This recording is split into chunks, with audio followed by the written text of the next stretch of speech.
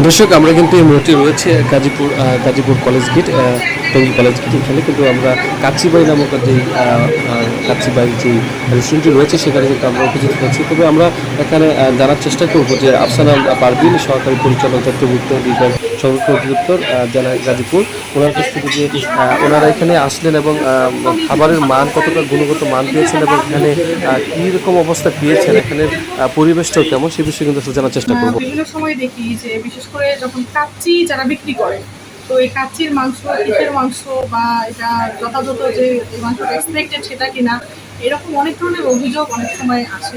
হ্যাঁ, দেখা যায় যে একটা অপ্রীতিকর সিচুয়েশনও কোনো কোনো সময় তৈরি হয়।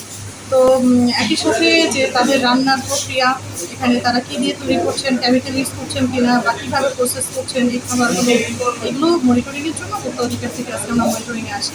তো আমরা তাদের কিচেনে মোটামুটি একটি পরিষ্কার পরিবেশ দেখতে পাই। হ্যাঁ, এবং একই সাথে তারা প্রতিটি খাবার মোটামুটি একটা ভালো অবস্থা ছিল। শুধু এখানে আমরা যেটা দেখেছি তাদের ডিপ ফ্রিজে ম্যারিনেট করা খাবার, এখানে কোনো রান্না করা খাবার ছিল না, শুধু কাঁচা খাবারই ছিল। যেটা বলা হয়ে থাকে যে কাঁচা খাবার রান্না করা খাবার একসাথে রাখা যাবে না, তো কোনো রান্না করা খাবার ছিল না। তবে তাদের যে ম্যারিনেট করা খাবার এটি পলিথিনে করে তারা সংরক্ষণ করেছে। তো আমরা তাদেরকে বলেছি অবশ্যই এটা ফুড গ্রেড বক্সে আপনার সংরক্ষণ করতে হবে। একই সাথে তারা টেস্টিং সল্ট ইউজ করছে।